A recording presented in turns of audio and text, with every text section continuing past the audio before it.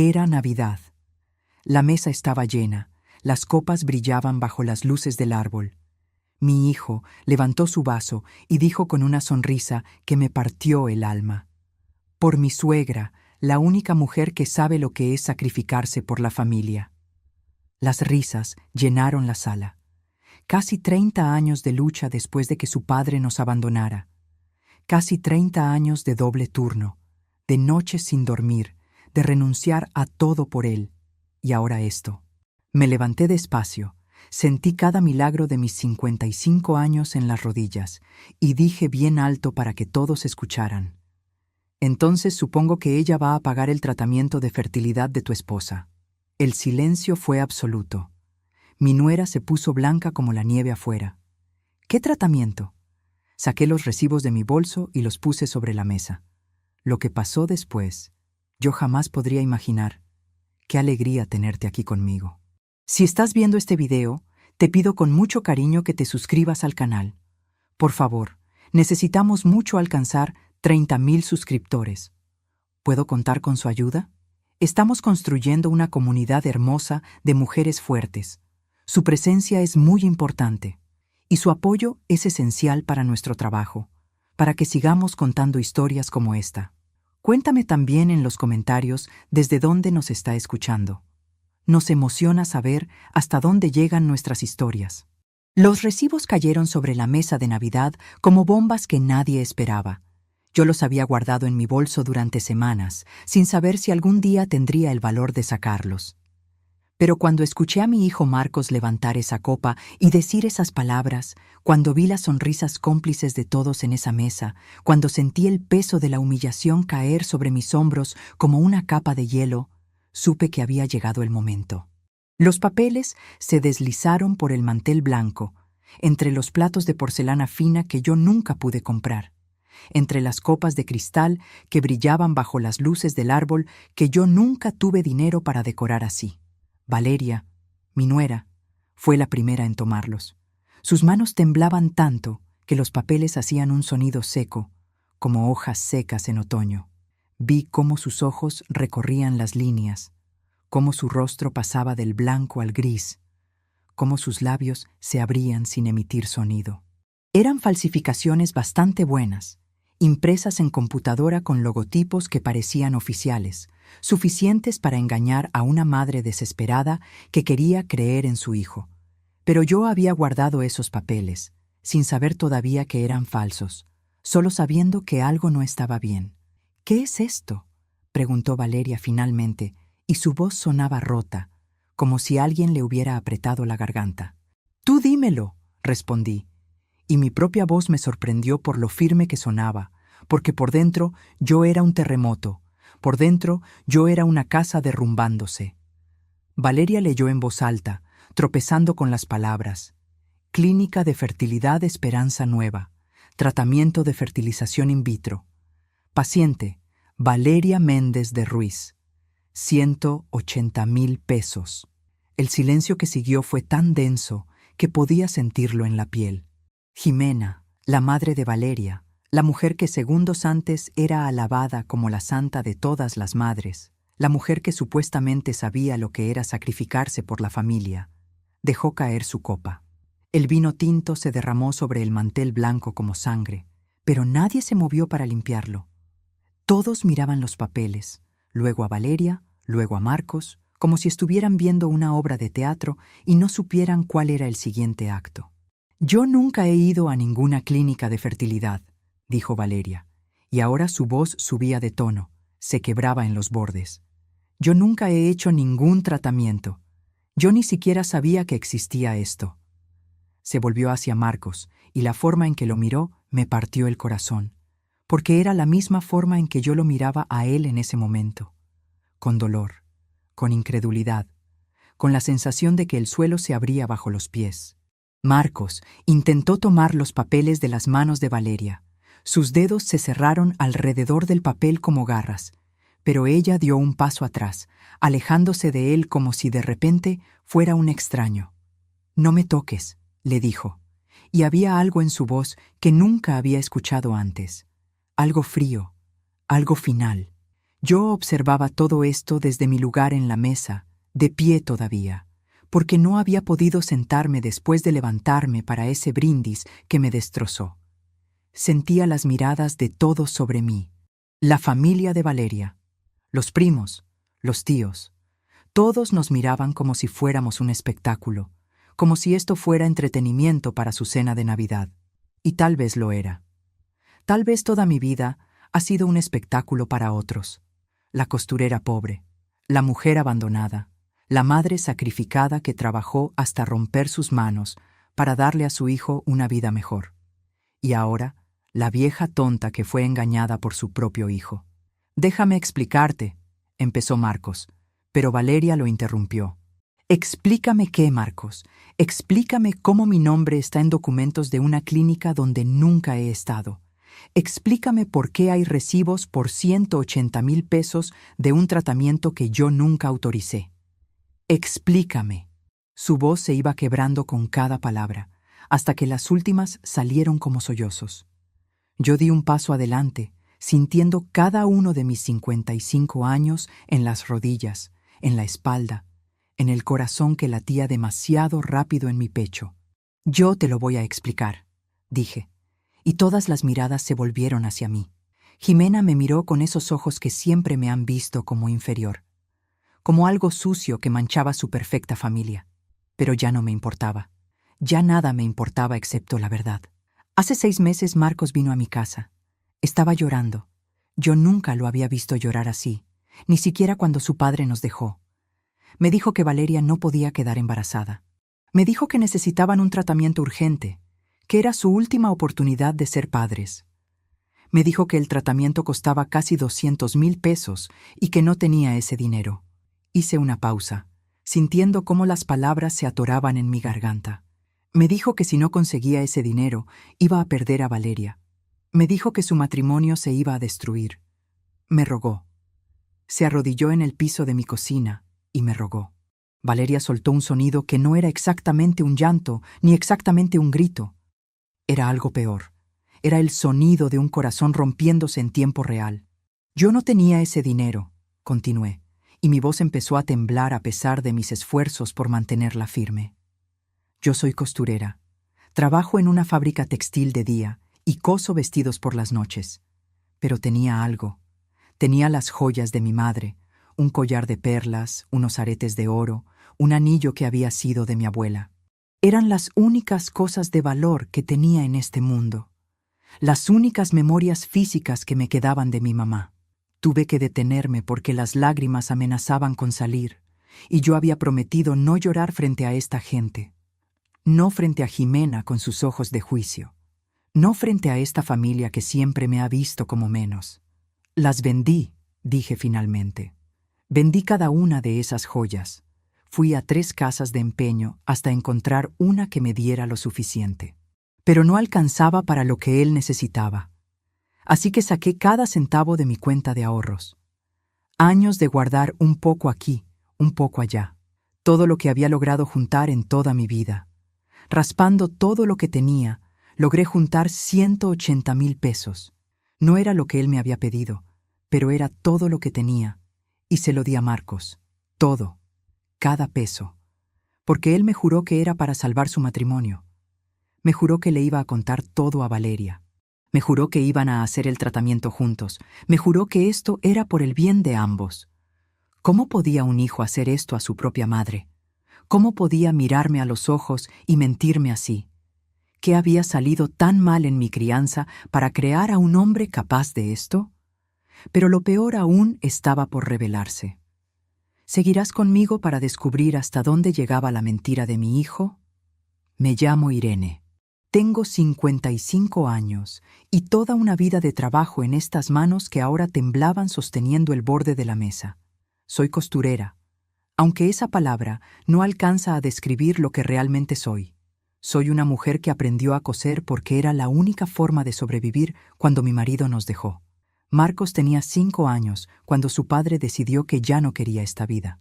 No hubo drama, no hubo otra mujer. Simplemente un día me dijo que se sentía atrapado y se fue. Nunca volvió. Nunca llamó. Nunca mandó dinero. Simplemente desapareció como si nosotros nunca hubiéramos existido. Yo tenía 25 años entonces, sin educación formal más allá de la secundaria, sin experiencia laboral, sin nada excepto un niño pequeño que me miraba con ojos grandes preguntándome por qué papá no volvía a casa. Conseguí trabajo en una fábrica textil. El turno era de 6 de la mañana a 3 de la tarde. Ganaba poco, apenas suficiente para pagar la renta de nuestra pequeña casa y poner comida en la mesa. Así que empecé a coser por las noches. Vestidos para quinceañeras, arreglos de ropa, dobladillos, cualquier cosa que la gente me trajera. Trabajaba hasta las 2 o 3 de la madrugada y luego dormía 3 horas antes de volver a la fábrica. Durante casi 30 años viví así. 30 años viendo a mi hijo crecer mientras yo me hacía más pequeña, más cansada, más invisible. Pero lo hice con alegría, porque cada peso que ganaba era para él, para su escuela privada, para sus uniformes siempre limpios, para sus útiles, para sus libros. Cuando Marcos entró a la universidad para estudiar administración, yo estaba tan orgullosa que lloré. Trabajé turnos dobles, acepté cualquier trabajo de costura que llegara a mis manos, incluso cuando mis dedos sangraban de tanto coser. Y cuando se graduó, cuando consiguió ese trabajo en una buena empresa, sentí que finalmente podía respirar. Mis sacrificios habían valido la pena. Mi hijo iba a tener la vida que yo nunca tuve. Conoció a Valeria hace 3 años. Ella trabajaba en la misma empresa, era inteligente, educada, de buena familia. La familia Méndez tenía dinero. No eran ricos, pero vivían cómodamente. Jimena, la madre de Valeria, dejó claro desde el primer día que yo no estaba a su altura. Nunca fue grosera abiertamente, pero había formas. La forma en que miraba mi ropa gastada, la forma en que comentaba sobre lo importante que era la educación, la forma en que hablaba de sus viajes, sus cenas en restaurantes finos, sabiendo perfectamente que yo nunca había salido de esta ciudad. Después de la boda, hace 2 años, Marcos empezó a alejarse. Las visitas se hicieron menos frecuentes, las llamadas más cortas. Siempre tenía una excusa: mucho trabajo, planes con la familia de Valeria, cansancio. Y yo lo entendía, o al menos trataba de entenderlo. Un hijo crece, forma su propia familia, es natural. Pero dolía. Dolía tanto que a veces me despertaba en medio de la noche, sintiendo que me ahogaba. Hasta que hace 6 meses tocó mi puerta. Era de noche. Yo estaba cosiendo como siempre. Cuando abrí, vi a mi hijo llorando. No lo había visto llorar así desde que era niño. Me dijo que necesitaba hablar. Me dijo que su matrimonio estaba en crisis. Me contó la historia del tratamiento de fertilidad, de cómo Valeria no podía quedar embarazada y estaba destruida, de cómo necesitaban ese dinero urgentemente. Me mostró papeles de la clínica, cotizaciones, recibos que parecían tan reales. Y yo, como la tonta que soy, como la madre que siempre cree en su hijo, vendí las joyas de mi mamá y vacié mi cuenta de ahorros al día siguiente. Se lo di todo sin pensarlo 2 veces. Si te está gustando esta historia, por favor, asegúrate que ya estás suscrita al canal. Necesitamos mucho alcanzar 30,000 suscriptores. Puedo contar con su apoyo a nuestro trabajo. Valeria seguía sosteniendo esos recibos como si fueran la prueba de un crimen, y supongo que lo eran. Sus manos ya no temblaban. Ahora había algo diferente en ella, algo frío y calculador que reemplazó al shock inicial. La vi examinar los documentos más de cerca, entrecerrando los ojos para leer las letras pequeñas. «Estas fechas», dijo de repente, y su voz cortó el silencio como un cuchillo. «Estas fechas de los supuestos tratamientos». Levantó la vista hacia Marcos, y vi cómo él se ponía más pálido, si eso era posible. «Estas son exactamente las fechas en las que me dijiste que tenías viajes de trabajo. La del 12 de julio, la del 23 de agosto, la del 5 de septiembre». Marcos abrió la boca, pero no salió ningún sonido. Era como ver a un pez fuera del agua, jadeando, muriendo. «¿Dónde estabas, Marcos?», preguntó Valeria, y ahora su voz era puro acero. «¿Dónde estabas en esas fechas si no estabas en viajes de trabajo? ¿Dónde estabas mientras yo te extrañaba, mientras yo te mandaba mensajes preguntando cómo iba tu día, mientras yo dormía sola en nuestra cama. Yo puedo explicar, empezó Marcos, pero las palabras se le atascaban en la garganta. Jimena intervino entonces, porque por supuesto que lo hizo. No podía quedarse callada viendo cómo su perfecto yerno se derrumbaba. Valeria, tal vez hay un malentendido, dijo con esa voz dulce que siempre usa cuando quiere manipular una situación. Tal vez Irene se confundió con las fechas. Ya sabes cómo son las personas mayores, a veces la memoria. No me confundí, la interrumpí, y mi voz salió más fuerte de lo que pretendía. Metí la mano en mi bolso y saqué mi teléfono viejo, con la pantalla toda estilazada y pegada con cinta adhesiva, ese que Marcos siempre decía que era una vergüenza. Tengo todos los mensajes, tengo las fechas exactas en que me pidió el dinero, tengo los comprobantes de la transferencia bancaria, tengo todo documentado porque yo tal vez sea pobre, tal vez sea solo una costurera, pero no soy tonta. Le mostré el teléfono a Valeria, y ella tomó capturas de pantalla con el suyo. Vi cómo sus dedos volaban sobre la pantalla, guardando cada prueba, cada mentira de Marcos convertida en evidencia digital.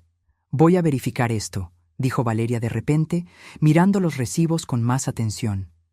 Aquí dice que el doctor responsable es el doctor Héctor Villalobos, con cédula profesional. Sacó su propio celular y empezó a buscar. Voy a verificar el registro de ese médico en el sitio del colegio médico ahora mismo. Sus dedos se movían rápido sobre la pantalla mientras todos la observábamos en silencio. La tensión en la habitación era tan densa que podía cortarse con un cuchillo. Nadie se movía. Nadie respiraba. Solo se escuchaba el sonido de Valeria tocando la pantalla de su teléfono. Aquí está, dijo finalmente, y su voz sonaba extraña. El número de cédula profesional que aparece en estos recibos. Levantó la vista hacia Marcos y vi cómo el color desaparecía completamente de su rostro. Este número de registro no pertenece a ningún doctor Héctor Villalobos.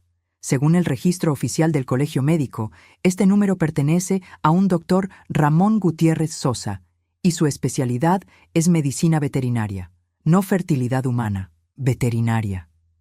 El silencio que siguió era tan pesado que sentí que me iba a aplastar. Alguien al final de la mesa dejó escapar un jadeo. Jimena se llevó la mano a la boca. Todos mirábamos a Marcos, esperando una explicación que sabíamos no iba a llegar, o al menos no una que tuviera sentido. Y entonces, como un dique que finalmente se rompe, Marcos se derrumbó. Literalmente se dejó caer en su silla, enterró la cara entre las manos y empezó a sollozar. No eran llantos delicados, eran sollozos profundos, desgarradores, el llanto de un hombre que sabe que su mundo acaba de terminar. Lo siento, decía entre sollozos. Lo siento mucho. Lo siento. ¿Qué es lo que sientes?, preguntó Valeria, y su voz era como hielo. ¿Sientes haber mentido o sientes haber sido descubierto? Marcos levantó la cara. Tenía los ojos rojos, la nariz goteando, se veía destrozado. Pero yo no sentía pena por él. Solo sentía un vacío enorme donde antes había estado mi amor de madre. Tenía deudas, dijo finalmente, y las palabras salieron como un susurro. ¿Qué tipo de deudas?, preguntó Valeria. De juego, respondió Marcos, y hubo jadeos alrededor de la mesa. Empecé a apostar en línea hace como 2 años. Al principio era solo por diversión, cantidades pequeñas, pero después empecé a perder, y pensé que podía recuperar lo perdido si apostaba más. Y perdí más, y seguí apostando, pensando que la próxima vez iba a ganar todo de vuelta. Se limpió la cara con la servilleta, dejando manchas oscuras en la tela blanca. Llegué a deber casi 200,000 pesos. Los agiotadores empezaron a amenazarme. Dijeron que si no pagaba, iban a ir a mi trabajo. Iban a buscar a Valeria. Yo estaba desesperado. Entonces me usaste, dije, y mi voz sonaba extraña incluso para mí, como si viniera de muy lejos. Inventaste toda esa historia sobre el tratamiento de fertilidad. Lloraste en mi cocina, te arrodillaste, falsificaste esos recibos en tu computadora para que yo creyera que era real. Me hiciste vender las joyas de mi mamá y vaciar mis ahorros de toda una vida. Todo para pagar tus deudas de juego. Marcos asintió entre sollozos. Los 180,000 que me diste fueron suficientes para que no me quebraran las piernas, confesó, y sus palabras eran como puñales. El resto, pensé que podía conseguirlo apostando más. Fui gastando el dinero poco a poco, pagando parcelas a los agiotadores. Pero seguía apostando, pensando que podía recuperarlo todo. Falsifiqué los recibos con fechas diferentes para que pareciera que eran sesiones del tratamiento a lo largo de meses. Para que tú creyeras que el dinero se estaba usando realmente en Valeria. Para que todo pareciera legítimo. Lo siento, mamá, dijo, mirándome finalmente. Yo sabía que si te decía la verdad, nunca me darías el dinero. Pero sabía que si te decía que era para Valeria, para salvar mi matrimonio, tú lo harías. Porque tú siempre has hecho todo por mí. Esas palabras dolieron más que cualquier golpe físico. Porque tenía razón. Yo siempre había hecho todo por él. Y él lo sabía. Y lo usó contra mí. Valeria se había quedado tan quieta que parecía una estatua. Nunca supe nada de esto, dijo finalmente, hablándome a mí, no a Marcos. Nunca supe de las apuestas, nunca supe de las deudas, nunca supe que te había pedido dinero. Yo pensé que éramos felices. Su voz se quebró en la última palabra. ¿Alguna vez han confiado tanto en alguien que cuando descubren la verdad sienten que el mundo se voltea al revés? Cuéntame en los comentarios si has vivido una traición así. A veces necesitamos compartir nuestro dolor para sanarlo. Valeria se puso de pie tan bruscamente que su silla cayó hacia atrás con un ruido seco. Nadie se movió para levantarla. «Necesito aire», dijo, y salió del comedor caminando rápido, casi corriendo. Yo la seguí sin pensarlo, dejando a Marcos sollozando en su silla, dejando a Jimena con la boca abierta, dejando a toda esa familia perfecta contemplando las ruinas de su cena de Navidad. La encontré en el cuarto que había sido de Valeria cuando era niña. Estaba sentada en el borde de la cama, no llorando, solo mirando la pared con una expresión que nunca le había visto. Me senté a su lado, despacio, sin saber si mi presencia era bienvenida. «No estoy triste», dijo de repente. «Debería estar triste, ¿verdad? Acabo de descubrir que mi esposo es un mentiroso y un apostador. Debería estar llorando, pero no estoy triste». Se volvió a mirarme y vi algo feroz en sus ojos. «Estoy furiosa. Estoy tan furiosa que siento que me voy a quemar por dentro». «Tienes derecho a estar furiosa», dije suavemente. «Él te mintió, te usó. Usó tu nombre para manipularme a mí. Nos traicionó a las dos». Valeria se rió, pero no había alegría en ese sonido. ¿Sabes qué es lo peor? Que ahora que lo pienso, había señales. En los últimos 6 meses, él estaba tan raro, nervioso todo el tiempo, irritable, se enojaba por cosas pequeñas. Yo pensaba que era el estrés del trabajo, que estaba cansado, pero era esto. Estaba desesperado por las deudas. Estaba mintiendo todos los días, mirándome a los ojos y mintiendo. Asentí, porque yo entendía exactamente lo que sentía.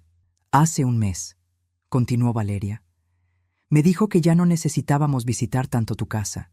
Dijo que ahora éramos nuestra propia familia, que teníamos que enfocarnos en nosotros y en la familia Méndez.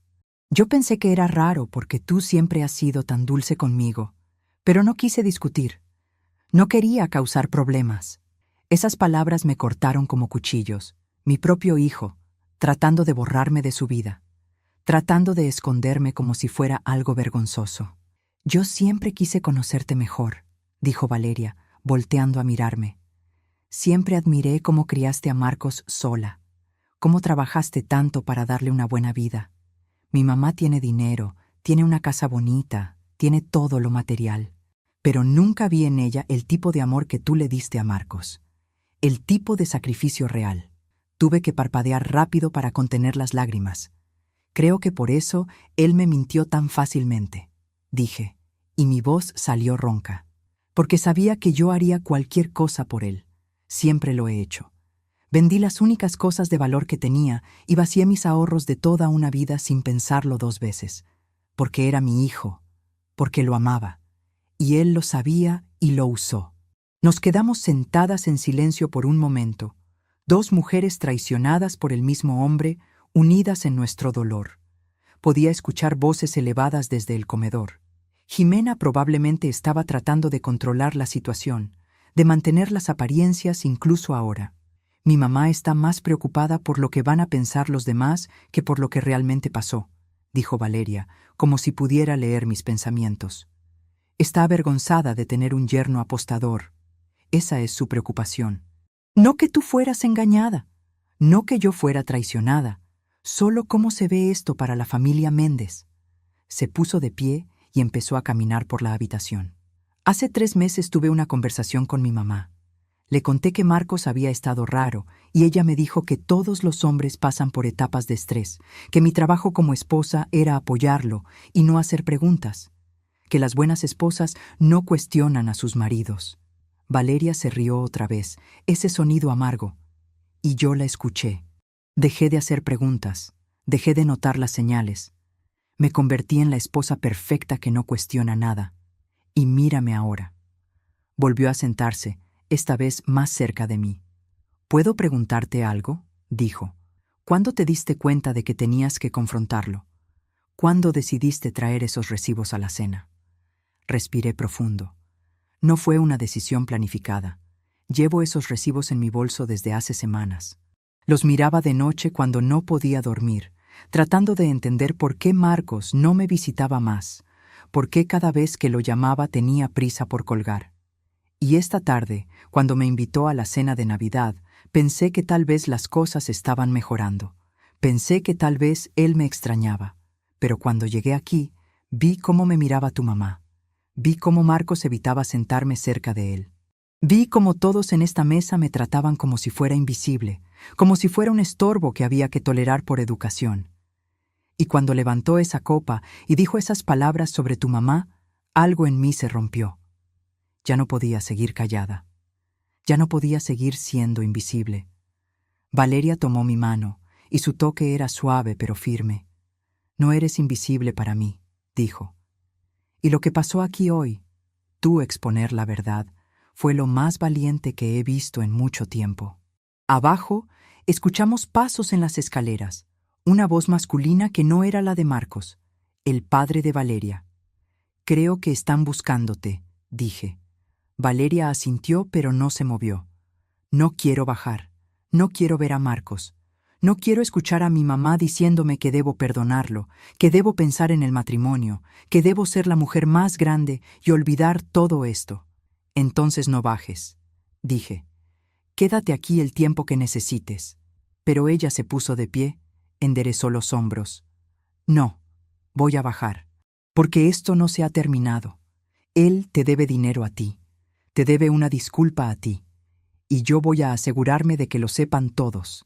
Bajamos las escaleras juntas, Valeria y yo, y había algo poderoso en caminar lado a lado con ella, en saber que no estaba sola en esto. Cuando entramos al comedor, encontramos una escena que parecía sacada de una obra de teatro. Marcos seguía sentado, pero ahora su padre, que había estado callado toda la noche, estaba de pie junto a Jimena, hablándole en voz baja. Varios de los invitados se habían ido, las sillas vacías como testigos silenciosos del desastre. «Ya regresaron», dijo Jimena cuando nos vio, y había un tono acusador en su voz, como si nosotras fuéramos las responsables de arruinar su perfecta cena navideña. «Valeria, necesitamos hablar de cómo vamos a manejar esta situación. Tu padre y yo hemos estado discutiendo». «No hay nada que discutir, mamá», interrumpió Valeria con una voz tan fría que hasta Jimena se calló. «La situación es simple. Marcos le pidió prestado dinero a Irene bajo falsos pretextos. Usó mi nombre. Mintió a todos. Y ahora va a devolver ese dinero». Se volvió hacia mí. «¿Cuánto fue exactamente?», preguntó. 180,000 pesos, respondí. Hubo susurros alrededor de la mesa. «No tengo ese dinero», dijo Marcos, y su voz sonaba pequeña, derrotada. «Lo usé todo para pagar a los agiotadores. Me va a tomar años juntar esa cantidad otra vez». «Entonces vas a tomar años en pagarle», dijo Valeria. Pero yo saqué otro papel de mi bolso. Un documento que había preparado antes de darle el dinero, porque a pesar de todo, a pesar de ser su madre, algo en mí sabía que necesitaba protegerme. Cuando le di el dinero, dije, desplegando el papel sobre la mesa, le hice firmar un documento reconociendo la deuda. Lo escribió él mismo de su puño y letra, con todos los detalles. Fecha, monto, su firma, copia de su identificación adjunta. Es completamente legal. Marcos palideció aún más, si eso era posible. Jimena se acercó a ver el documento, sus ojos moviéndose rápidamente sobre las líneas. Esto es, empezó, pero no terminó la frase. Esto es protección, dije firmemente. Y según este documento, Marcos tiene 6 meses para devolver el dinero completo. Si no, tengo derecho a proceder legalmente. No puedes hacerle eso a tu propio hijo, dijo Jimena, y ahora su voz subía de tono. Eres su madre. Las madres perdonan. Las madres no llevan a sus hijos a juicio. Las madres tampoco deberían ser engañadas por sus hijos, respondí, y mi voz se mantuvo tranquila, aunque por dentro era un volcán. Las madres no deberían tener que vender las joyas de sus propias madres y vaciar los ahorros de toda su vida para salvar a hijos que les mienten. Jimena me miró con tanto desprecio que casi pude sentirlo físicamente. Yo pagaré la deuda, dijo de repente, para acabar con esta situación vergonzosa, para que podamos cerrar este capítulo y seguir adelante como familia. No podemos tener estos problemas legales manchando nuestro nombre. Sonreí, pero no había alegría en mi sonrisa. Ah, claro. Usted es la única que sabe lo que es sacrificarse por la familia, ¿verdad? La que tiene todo ese dinero guardado bajo el colchón. Debe ser muy fácil encontrar 180,000 pesos cuando se tiene tanto. Jimena se puso roja. No veo por qué tienes que ser ¿tan qué? Pregunté. ¿Tan pobre? ¿Tan ordinaria? ¿Tan poco refinada? Dígalo, Jimena. Diga lo que realmente piensa de mí. Diga lo que ha pensado desde el primer día que su hija se casó con mi hijo. El padre de Valeria, Roberto, habló por primera vez en toda la noche. Jimena, creo que es suficiente. Se volvió hacia mí con una expresión que parecía genuinamente apenada. Irene, lamento mucho todo esto, y tiene toda la razón en exigir que le devuelvan su dinero. Jimena lo fulminó con la mirada, pero Roberto continuó. De hecho, yo siempre sospeché que algo andaba mal con Marcos. Hay algo en un hombre que no puede mirarte a los ojos, y Marcos nunca pudo mirarme directamente. Marcos se encogió en su silla como si quisiera desaparecer. «Pero no quiero el dinero de ustedes», dije, mirando a Roberto y luego a Jimena.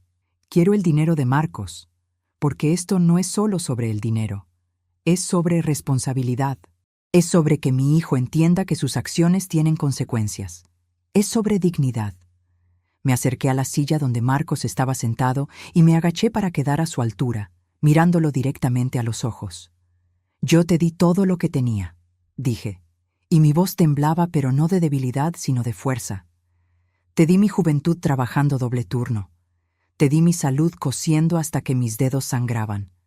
Te di cada peso que gané durante casi 30 años. Te di amor incondicional. Y cuando me pediste ese dinero, te di las joyas de mi mamá y todos mis ahorros sin pensarlo 2 veces, porque eras mi hijo, porque te amaba». Hice una pausa, sintiendo el peso de las palabras que estaba a punto de decir. Pero hoy, cuando levantaste esa copa y brindaste por ella, cuando te reíste de mí junto con todos, cuando me hiciste sentir invisible y sin valor después de todo lo que di por ti, algo murió en mí. No era el dinero lo que quería recuperar hoy. Era respeto, era reconocimiento, era un poco de gratitud. Pero veo que esas cosas no existen en ti. Me puse de pie, tomé mi bolso. Tienes 6 meses, Marcos. 6 meses para conseguir 180,000 pesos. Puedes vender tu coche, puedes pedir prestado, puedes trabajar turnos extras como yo lo hice durante casi 30 años. No me importa cómo lo consigas, pero en 6 meses quiero mi dinero de vuelta. Y si no, levanté el documento. Voy a usar esto. Valeria se puso de pie también. «Yo voy contigo», dijo. Marcos finalmente reaccionó. «Valeria, no puedes irte. Tenemos que hablar de esto, somos esposos. Esposos no se mienten así, respondió Valeria. Esposos no usan el nombre del otro para manipular a personas inocentes. Esposos no esconden deudas de juego. Tú no eres mi esposo, Marcos. No sé quién eres, pero no eres el hombre con quien me casé. Tomó su abrigo del respaldo de una silla. Marcos intentó detenerla, agarrándola del brazo, pero ella se soltó con un movimiento brusco. «No me toques», le dijo. «No vuelvas a tocarme». Y así, Valeria y yo salimos de esa casa juntas, dejando atrás una cena de Navidad en ruinas, una familia en shock y un hombre que finalmente tendría que enfrentar las consecuencias de sus mentiras. ¿Seguirás aquí conmigo? Porque lo que pasó después fue algo que nunca imaginé. ¿Cómo crees que terminó todo esto? Los 3 días que Valeria pasó en mi pequeña casa fueron extraños y hermosos a la vez. Mi casa no es gran cosa, apenas 2 habitaciones en un barrio que la gente como Jimena llamaría peligroso. Pero Valeria nunca hizo ningún comentario sobre el tamaño, sobre los muebles viejos, sobre las paredes que necesitaban pintura. En lugar de eso, se sentaba conmigo en la mesa de la cocina mientras yo cosía y hablábamos. Hablábamos de todo, de su infancia, de cómo siempre tuvo que ser perfecta para Jimena, de cómo cada logro nunca era suficiente, de cómo conoció a Marcos y pensó que finalmente había encontrado una escapatoria de esa prisión de expectativas. Pero solo cambié una prisión por otra, me dijo la segunda noche, mientras tomábamos té de manzanilla que había comprado en la tienda de la esquina. Marcos también tenía expectativas, también quería que fuera alguien que no soy, alguien que no hace preguntas, alguien que no nota cuando las cosas están mal. Me habló de su trabajo, de cómo siempre había querido ser diseñadora gráfica, pero Jimena la convenció de estudiar administración porque era más serio. Me habló de sus sueños que había guardado en un cajón, pensando que ya no había tiempo para ellos. Y yo le hablé de mi vida, de cómo fue criar a Marcos sola desde que tenía 5 años, de las noches en que lloraba de cansancio, pero tenía que seguir cosiendo porque necesitábamos el dinero. De cómo a veces me sentía tan sola que el silencio de la casa me dolía físicamente. Pero siempre pensé que valía la pena, le dije. Pensé que estaba construyendo algo, que estaba criando a un buen hombre, y tal vez lo hice en algún momento. Pero en algún lugar del camino se perdió. O tal vez yo me equivoqué en algo. Valeria tomó mi mano. No te equivocaste en nada. Le diste todo. Él fue quien eligió tomar ese amor y usarlo contra ti. El tercer día, Valeria se despertó con una determinación que no había visto antes. «Me voy a divorciar», anunció durante el desayuno. «Ya tomé la decisión. No puedo seguir casada con alguien que me mintió así, que te mintió así, que es capaz de falsificar documentos y usar mi nombre sin mi permiso». «¿Estás segura?», pregunté, aunque ya sabía la respuesta. «Completamente segura», respondió. «Y voy a volver a la casa de mis papás por ahora, solo hasta que encuentre mi propio lugar. Pero quiero que sepas que esto no es un adiós, quiero seguir viéndote». Y cumplió su palabra. Cuando volvió a la casa de los Méndez y anunció su decisión de divorciarse, Jimena montó un drama que probablemente se escuchó en toda la cuadra. «¿Qué van a decir las personas?», gritaba. «¿Qué va a pensar la familia? El divorcio es una vergüenza, tienes que perdonarlo, tienes que ser la mujer más grande». Pero Roberto, para sorpresa de todos, apoyó a su hija. «Jimena», le dijo a su esposa, «nuestra hija fue traicionada. ¿De verdad te importa más lo que digan los demás que la felicidad de Valeria?». Valeria me contó todo esto por teléfono esa noche, y podía escuchar tanto alivio en su voz.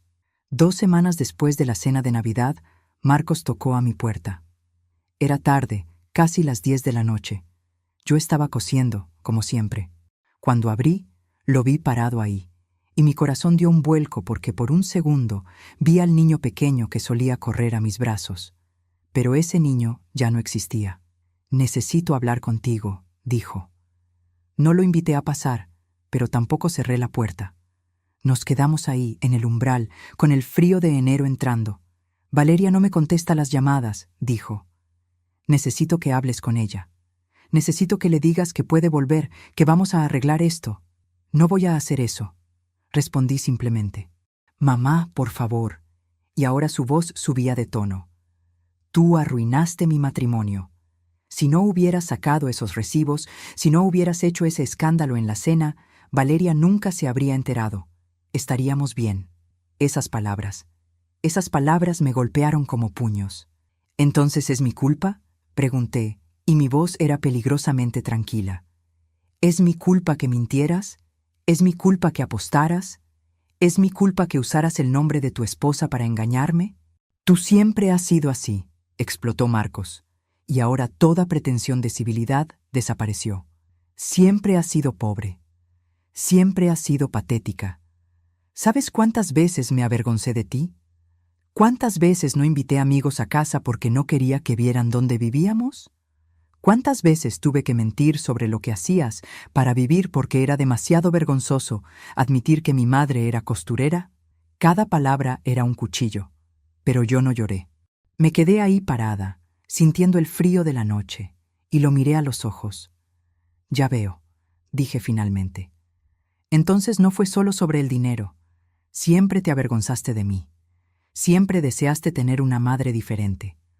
Una madre como Jimena, con dinero y educación, y una casa bonita.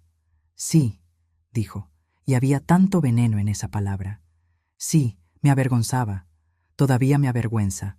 Y ahora, gracias a ti, todos saben que mi madre es una costurera pobre que llevó a su propio hijo a una confrontación pública. Asentí lentamente. Bueno, entonces es bueno que las cosas estén claras. Tienes 6 meses para pagarme, Marcos. Después de eso, vas a ver lo que esta costurera pobre y patética puede hacer cuando decide defender sus derechos. Empecé a cerrar la puerta, pero me detuve. Y para que sepas, agregué, no destruí tu matrimonio. Tú lo hiciste. Yo solo me negué a seguir siendo invisible. Cerré la puerta y puse el seguro. Lo escuché quedarse ahí parado por varios minutos antes de finalmente irse. Lloré esa noche. Lloré por el hijo que había perdido, o tal vez por el hijo que nunca realmente tuve. Lloré por todas las ilusiones rotas, por todos los sacrificios que ahora parecían vacíos. Pero cuando terminé de llorar, me sequé las lágrimas y volví a mi máquina de coser, porque la vida continuaba y yo tenía trabajo que hacer. 5 meses pasaron. 5 meses en los que Marcos no me contactó ni una sola vez. 5 meses en los que Valeria vino a visitarme cada semana, trayendo café y pan dulce, sentándose conmigo mientras cosía. 5 meses en los que me contó sobre su proceso de divorcio, sobre cómo estaba tomando cursos de diseño gráfico en línea, sobre cómo finalmente se sentía libre. Y entonces, una tarde, recibí una notificación en mi banco, una transferencia por 180,000 pesos. No venía de Marcos. Venía de una cuenta a nombre de Jimena Méndez. Llamé a Valeria de inmediato. Fui yo, me dijo. Marcos se estuvo negando a firmar los papeles del divorcio durante todos estos meses. Seguía intentando convencerme de que volviera, diciéndome que podíamos superar esto. Pero ayer le di un ultimato. O firmaba el divorcio y su madre pagaba tu deuda, o yo entraba hoy mismo con un proceso criminal por fraude y estelionato usando el documento que tú tienes. Le dije que haría público cada detalle, que sus amigos, sus jefes, todos sabrían exactamente qué tipo de hombre es. Hizo una pausa y pude escuchar la satisfacción en su voz. Mi mamá está más preocupada por evitar el escándalo de un juicio que por cualquier otra cosa. La sola idea de que el nombre de la familia apareciera en tribunales, de que los abogados hurgaran en la vida de Marcos, de que sus amigas del club social se enteraran de cada detalle en un proceso público. Eso la aterrorizó más que cualquier otra cosa. Marcos firmó los papeles esta mañana. Mi mamá pagó tu deuda esta tarde. Pero quiero que sepas algo, Irene. Su voz se volvió más firme. Mi mamá pagó tu deuda, pero yo no quiero deber nada a ella. Voy a trabajar y voy a pagar cada centavo de vuelta a mi madre. Voy a devolverle ese dinero para que ella sepa que vino de mí, de mi trabajo, y no de su control. No quiero que tenga ningún poder sobre ti ni sobre mí. No tienes que hacer eso, dije, sintiendo lágrimas en mis ojos. Sí tengo que hacerlo, insistió Valeria, porque eres más madre para mí de lo que ella ha sido en 27 años, y porque quiero que este capítulo se cierre completamente, sin deudas pendientes, sin cadenas que nos aten a ellos. Con el dinero hice algo que nunca pensé que haría. Arreglé mi pequeña casa, compré máquinas de coser nuevas, modernas, que hacían el trabajo más rápido y con mejor calidad. Mejoré mi taller, pinté las paredes, instalé mejor iluminación. Y cuando le mostré todo a Valeria, cuando vio las máquinas brillantes y el espacio renovado, le hice una propuesta que había estado pensando durante días. Valeria, dije, sintiendo mi corazón latir rápido, ¿qué te parece si trabajamos juntas? Tú siempre quisiste ser diseñadora gráfica. Yo sé coser, sé hacer patrones, sé crear ropa. Tú podrías diseñar en la computadora, manejar las redes sociales, el marketing digital. Yo podría enseñarte todo lo que sé sobre costura y confección. Podríamos hacer ropa personalizada, vestidos únicos. Podríamos construir algo juntas, algo que sea solo nuestro. Valeria me miró con los ojos llenos de lágrimas. ¿Hablas en serio?, preguntó. Completamente en serio, respondí. Sería una sociedad, 50 y 50. Tu creatividad y tu conocimiento digital con mi experiencia y mis manos. ¿Qué dices? Valeria lloró cuando aceptó. Nos abrazamos en ese pequeño taller renovado. Dos mujeres que habían sido traicionadas por el mismo hombre, pero que habían encontrado en su dolor una oportunidad de reconstruirse juntas. ¿Alguna vez has tenido que elegir entre el amor y el respeto propio? Cuéntame qué decidiste. A veces las decisiones más difíciles son las que más nos enseñan. Un año después, nuestro pequeño negocio está creciendo. Tenemos clientes regulares que nos encuentran por Instagram y nos recomiendan con sus amigas. Valeria diseña en la computadora, crea los bocetos, maneja las redes sociales con una creatividad que me sorprende cada día. Yo traigo esos diseños a la vida con mi costura, enseñándole paso a paso cómo transformar una idea en una prenda real. Trabajamos bien juntas, reímos juntas. A veces, cuando la veo concentrada en su computadora, con esa expresión de total absorción que solo aparece cuando hacemos lo que amamos, todavía me sorprendo de cómo la vida puede dar giros tan inesperados. De Marcos, sé poco. Valeria me contó que se mudó lejos, que consiguió un trabajo en otra ciudad, que según rumores que le llegaron, todavía tiene problemas con el juego. Me bloqueó de todos lados, y yo bloqueé sus intentos esporádicos de contacto. A veces, en las noches cuando no puedo dormir, pienso en él. Pienso en el bebé que sostuve en mis brazos hace 30 años. En el niño de 5 años que me abrazaba y me decía que yo era la mejor mamá del mundo cuando su padre nos dejó. Me pregunto en qué momento exacto se convirtió en el hombre que me miró con desprecio en esa cena de Navidad. Me pregunto si alguna vez se arrepiente, si alguna vez piensa en todo lo que perdió. Pero esas noches son cada vez menos frecuentes. Porque he aprendido algo en estos meses. He aprendido que el amor no tiene que ser correspondido para haber valido la pena. He aprendido que los sacrificios que hice no fueron en vano solo porque mi hijo no los valoró. Fueron reales. Fueron importantes. Me hicieron quien soy hoy. Y he aprendido que la familia no siempre es la que compartes sangre. A veces es la que eliges, la que te elige de vuelta. Esta tarde, Valeria y yo estamos trabajando en un vestido de novia. Es para una cliente que nos encontró por Instagram. Una chica joven que quiere algo único, diferente de lo que venden en las tiendas. Valeria diseñó un vestido hermoso, moderno pero con toques clásicos. Y yo estoy trayendo ese diseño a la realidad. Mientras le enseño a hacer un bordado delicado en el encaje del escote, ella me dice: «Sabes, Irene, mi mamá me llamó ayer. Me dijo que era hora de que perdonara a Marcos, que ya pasó suficiente tiempo, que las familias se perdonan y olvidan». «¿Y qué le dijiste?», pregunté, concentrándome en mostrarle la técnica correcta para el bordado. Valeria sonrió, esa sonrisa tranquila que ha desarrollado en este último año.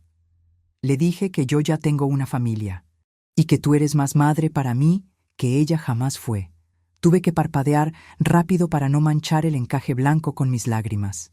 «Gracias», susurré. «No», respondió Valeria, dejando su trabajo a un lado y tomando mi mano. «Gracias a ti, por enseñarme lo que significa ser fuerte, por mostrarme que nunca es tarde para exigir respeto, por ser el ejemplo que necesitaba, por creer en mí cuando ni yo misma creía». Y ahí, en mi pequeño taller, rodeada de telas y hilos y sueños convertidos en vestidos, con Valeria a mi lado trabajando en algo que construimos juntas, finalmente entendí algo. Dicen que la sangre es más espesa que el agua, pero yo aprendí que la lealtad es más fuerte que la sangre. Perdí a mi hijo la noche que él eligió la mentira sobre el amor que yo le había dado toda mi vida. Pero encontré algo que nunca imaginé encontrar a mis 55 años. Encontré que el respeto que yo merezco no depende de quien me lo dé o me lo quite. Depende de mí exigirlo. Encontré que a veces la familia que elegimos nos salva más que la familia que nos tocó. Y encontré que nunca es tarde para cerrar una puerta que solo trae dolor y abrir una ventana por donde entra luz nueva. Valeria me devolvió la fe en que todavía existen personas buenas en este mundo. Y yo le enseñé que el amor verdadero no necesita ser perfecto, solo necesita ser honesto. Hoy, cuando la veo coser a mi lado, aprendiendo cada puntada con la misma determinación con la que enfrentó su divorcio, sé que mis sacrificios no fueron en vano, solo que el fruto creció en un jardín que yo no planté. Y eso está bien, mejor que bien, porque al final lo que importa no es de dónde viene el amor, sino que sea verdadero. Si te gustó esta historia, haz clic en este próximo video que está apareciendo en la pantalla, porque la próxima traición supera todo lo que has visto hasta ahora. Y no te olvides suscribirte en el canal, para que no te pierdas ni una sola historia.